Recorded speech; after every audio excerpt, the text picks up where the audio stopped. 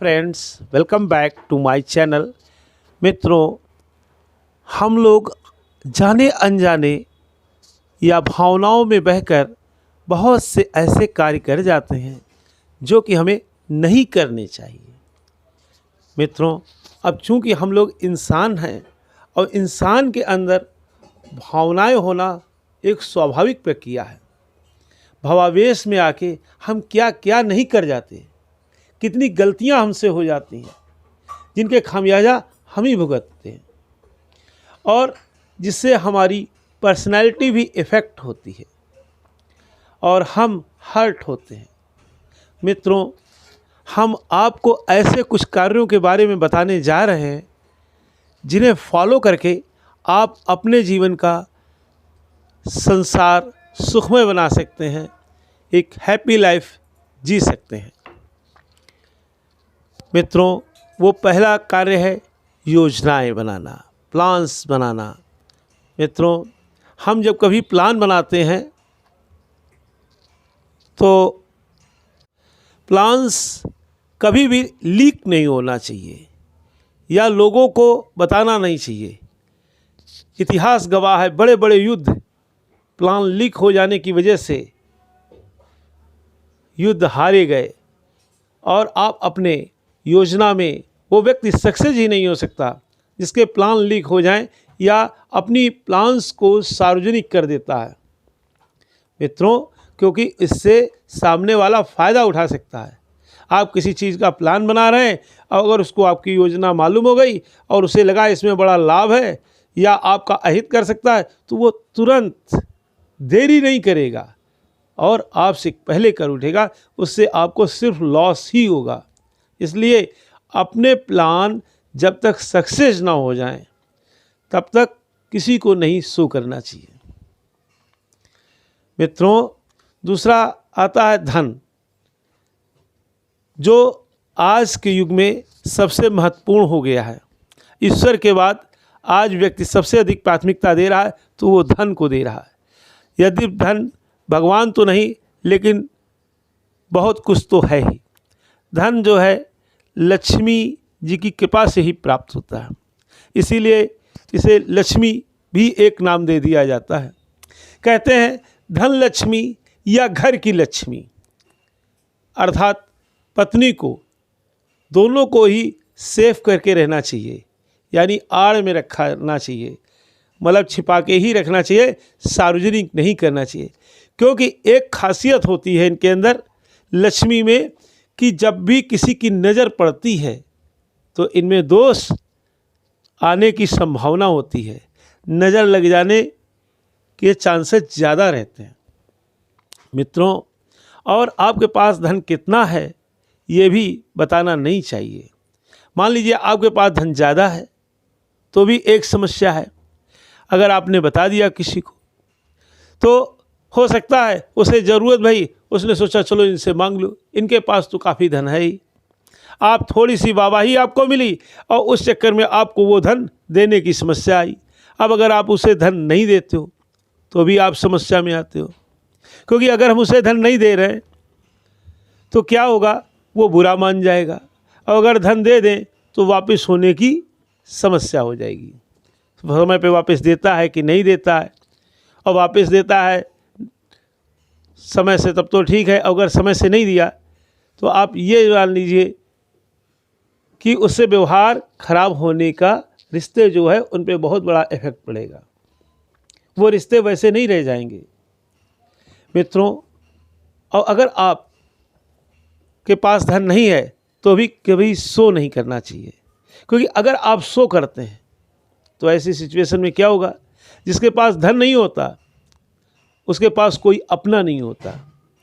आज युग के जितने फॉर्मेलिटी वाला युग है इसमें लोग भाग जाते हैं। ज़्यादातर असली रिश्ते हमारे पास नहीं होते हैं, कहने को तो होते हैं लेकिन वास्तविक रिश्ता वही होता है जो कि हमारे पैसे ना होने पर भी हमारे काम आता है। लेकिन जो दिखावटी लोग होते हैं वो भाग जाते हैं। लोग सोचते हैं इनके पास पैसा नहीं है, कहीं ऐसा ना हमसे पैसे मांगने लगे या हमारे पास बार बार खड़े हो जाएंगे। पैसे अगर दे भी देंगे तो पैसे इनसे मिलेंगे कैसे, इसलिए लोग भाग जाते हैं। मित्रों, इसलिए कभी भी अपने धन के बारे में किसी से शेयर न करें। आपके पास जो भी है, जैसा भी है, ठीक है। अब नेक्स्ट आता है कि अपनी वाइफ के बारे में। आपकी वाइफ, अपनी पर्सनल लाइफ, इन दोनों के बारे में कभी भी आप किसी से शेयर न करें। आपकी प्राइवेट लाइफ कैसी है, किस तरह गुजर रही है, पत्नी का चरित्र कैसा है, उसका व्यवहार कैसा है, कड़वा है, मीठा है, खराब है, अच्छा है, कभी भी आपको शो नहीं करना चाहिए। क्योंकि अगर आपने किसी कारणवश अपने पत्नी के चरित्र के बारे में किसी से कहा और लाख आपने उससे कह भी दिया कि किसी को बताना नहीं, लेकिन व्यक्ति का ये नेचर होता है, वो अवश्य ही बताएगा। और इससे क्या होगा, कभी आपको सुनने को मिला या आपको जानकारी भई तो इससे आपको कष्ट ही होगा और आप लोगों की निगाहों में गिरेंगे। आपकी पत्नी का जो है सम्मान कम होगा। इसलिए मित्रों, ऐसा कभी भी भूल के न करें। अपनी सेक्स लाइफ के बारे में कभी भी किसी से भूल के भी न कहें।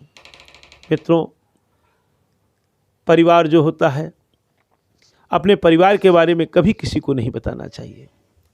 क्यों कि परिवार जिसमें हम रहते हैं उसमें भाई, बहन, चाचा, ताऊ आज सभी होते हैं। और जब परिवार होता है तो उसमें सभी से हम संतुष्ट नहीं रह सकते। कुछ लोगों से हम असंतुष्ट भी होते हैं या कुछ लोग हमसे असंतुष्ट होते हैं। ऐसी कंडीशन में ज़रा सा भी किसी ने हमदर्दी दिखाई बाहरी शख्स ने, तो हम क्या करते हैं, हम तो चूंकि पहले से ही भरे थे तो क्या करते हैं, सारी बातें अपनी उससे लीक आउट कर देते हैं। ये नहीं होना चाहिए। उससे वो व्यक्ति फ़ायदा उठाता है और वो सार्वजनिक करता है या तोड़फोड़ करा देता है। ज़्यादातर जो परिवार टूटे हैं उनमें आपसी लड़ाई के कारण नहीं या आपसी कलह के कारण कम, बल्कि बाहरी लोगों के हस्तक्षेप के कारण, बाहरी लोगों के फ़ायदा उठा लेने के कारण परिवार ज़्यादा टूटते हैं। इसलिए मित्रों, अपना परिवार अपना होता है, अच्छा है, खराब है, जैसा भी है, लेकिन अपना है।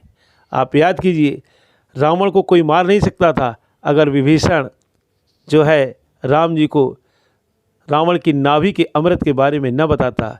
इसलिए कभी भी कोई विभीषण नाम नहीं रखता। इसलिए मित्रों, कभी भी अपने परिवार के बारे में भूल करके भी ना बताएं। नेक्स्ट पॉइंट आता है अपमान, इंसल्ट।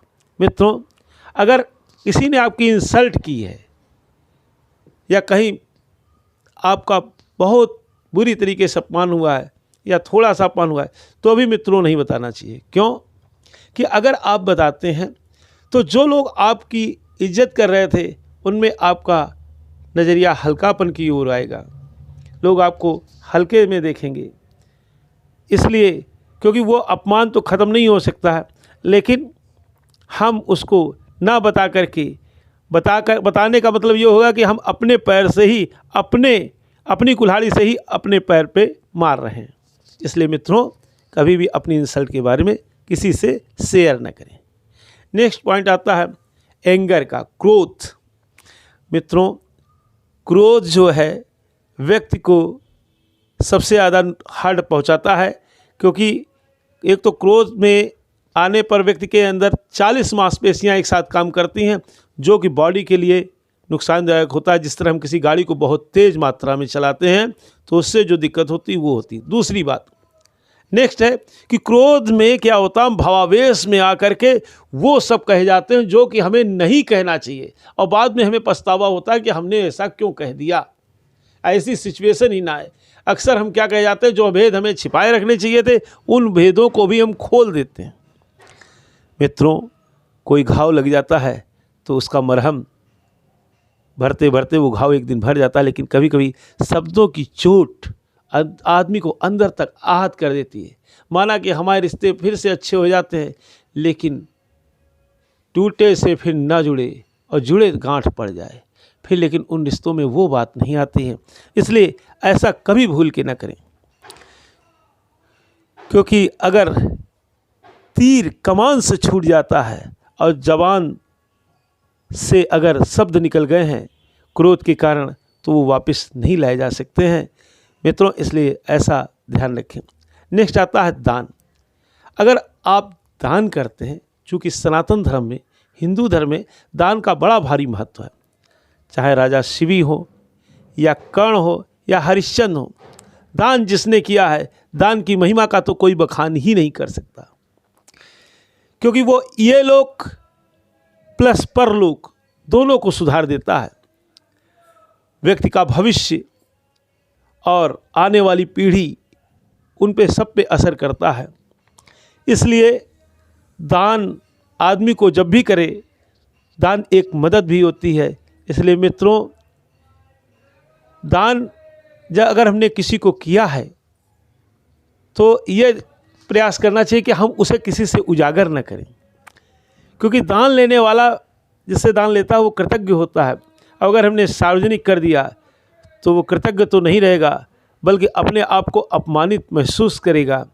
इससे अच्छा है कि हम दान न दें, लेकिन अगर हमने दान दिया है तो कभी भी भूल के न बताएं, क्योंकि दान देने से एक तो पुण्य नष्ट हो जाता है, और दूसरा है कि वो व्यक्ति अपने आप को, उस व्यक्ति को, दान देने वाले को अच्छी निगाहों से नहीं देखता। इसीलिए कहा गया, बहुत से लोगों ने, आपने देखा होगा कि गुप्त दान करते हैं। गुप्त दान का मतलब होता है कि अगर हम बाएं हाथ से दान करें तो दाहिने हाथ को पता भी नहीं होना चाहिए, ये याद रखें मित्रों।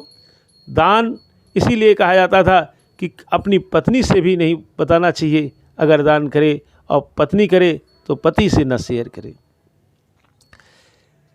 नेक्स्ट आता है, अगर बीमारी, अगर हमें कोई बीमारी है तो हमें उसे भी शेयर नहीं करना चाहिए किसी से। इसका मतलब ये नहीं कि हम डॉक्टर से शेयर न करें, हम डॉक्टर से तो अपनी पूरी बात बताएं, लेकिन हमें वो अपनी बीमारी अन्य किसी से शेयर नहीं करनी चाहिए, क्योंकि मान लीजिए कई बार हम उसका खामियाजा भी भुगतते हैं। अब सपोज़ दैट कि हम किसी चीज़ को प्राप्त करना चाहते हैं, भले ही हम उसके उपयुक्त पात्र हैं या नहीं हैं, लेकिन हम प्रयास कर सकते हैं, हो सकता है हमारा कार्य हो जाए। लेकिन अगर 4 लोग जानते हैं तो पहले ही आपको रोक देंगे, अरे आपको तो ये बीमारी है, आप तो उसके पात्र ही नहीं हैं, आप उसके लायक नहीं हैं, आदि आदि तमाम चीज़ें हो सकती हैं। ये मैंने एक एग्जाम्पल दिया है, लेकिन ऐसे बहुत सी चीज़ें मैंने महसूस की है, हो जाती हैं। इसलिए हमें अपनी बीमारी के बारे में भी शेयर नहीं करना चाहिए। मित्रों, अगर किसी से लड़ाई हो तो हमें सदैव ये ध्यान रखना चाहिए, उसको भी हमें किसी से शेयर नहीं करना चाहिए। ये नहीं बताना चाहिए कि हमारी इससे लड़ाई चलती है। क्यों? अगर हमने ये बता दिया कि लड़ाई चलती है तो लोग जान जाएंगे, और जान जाएंगे कि अगर इन दोनों को आपस में इधर की बात उधर और उधर की बात इधर की जाए तो ये लड़ते रहेंगे, और पता लगा कर कोई आएगा और नाम किसी का हो जाएगा, वो आरोप आप पे आ जाएंगे, लोग फ़ायदा उठाने की सोचेंगे। जैसे ही लोग जानेंगे कि आपकी अमुक व्यक्ति से लड़ाई चलती है तो आप समझिए बस हो गया आपका काम। इसलिए भूल के भी ना बताएं कि हमारी इससे लड़ाई चलती है, क्योंकि लड़ाई चलती है का मतलब ये होता है लोग क्या करेंगे कि उसका फ़ायदा उठाने की इस तरह कोशिश करेंगे कि हमारी जिससे लड़ाई चल रही है, अगर उस व्यक्ति से कभी हमारे रिश्ते मधुर होते हैं तो लोग मधुर नहीं होने देंगे, कंप्रोमाइज़ नहीं होने देंगे, अच्छे रिश्ते नहीं बने देंगे। कहेंगे अरे ये तो रोज़ लड़ा करते हैं, फिर उसके बाद जो है फिर एक हो जाते हैं, इनका तो कोई वजूद ही नहीं है, कोई इनकी बात में दम ही नहीं है, ये ऐसे ही हैं। तो इस तरह मित्रों तमाम जो है बातें आती हैं। नेक्स्ट पॉइंट है कि हमें कुछ लोगों को अपमान नहीं करना चाहिए, लात नहीं मारनी चाहिए, जैसे ब्राह्मण, कन्या, कोई संत महात्मा, अग्नि आग, और गाय तथा गुरु, आध्यात्मिक गुरु, स्पिरिचुअल टीचर, क्योंकि ये सभी आदर के योग्य हैं। अगर किसी वजह से मेरे द्वारा, हम लोगों के द्वारा अगर इनका अपमान हो गया तो आप ये समझ लीजिए कि हमें उसका फल मिलना निश्चित है, क्योंकि इनके अंदर देवत्व का वास हो जाता है। इसलिए ऐसा नहीं करना चाहिए, ये सभी सम्मान के योग्य हैं। अब मित्रों, जैसे हमने आपको बहुत सी चीज़ें बताई कि ये नहीं करना चाहिए, अब हम बताते हैं कि आपको क्या करना चाहिए जिनसे आप लाभ उठा सकते हैं। एक तो मित्रों, अपने शत्रु को कभी नहीं भूलना चाहिए और लगातार ये प्रयास करना चाहिए अपने शत्रु को नष्ट करने का, नेस्तनाबूद करने का, जड़ मूल से उसे नष्ट करने का। क्योंकि शत्रु जो है शत्रु ही होता है, वो आपको कभी भी चोट पहुंचा सकता है, आप पे कभी भी भारी हो सकता है। नेक्स्ट पॉइंट है मित्रों अभ्यास। अभ्यास किसी भी चीज़ का हो, देखिए practice makes a man perfect मित्रों। इसलिए चाहे निशानेबाजी हो या शरीर की एक्सरसाइज हो, योगा हो, किसी चीज़ में प्रियता का हो, पढ़ाई का हो, खेल का हो, सिंगिंग का हो, अभ्यास सदैव करते रहना चाहिए। क्योंकि जैसे जैसे आप करते आते हैं वैसे वैसे आप उसमें और अधिक परफेक्ट होते जाते हैं।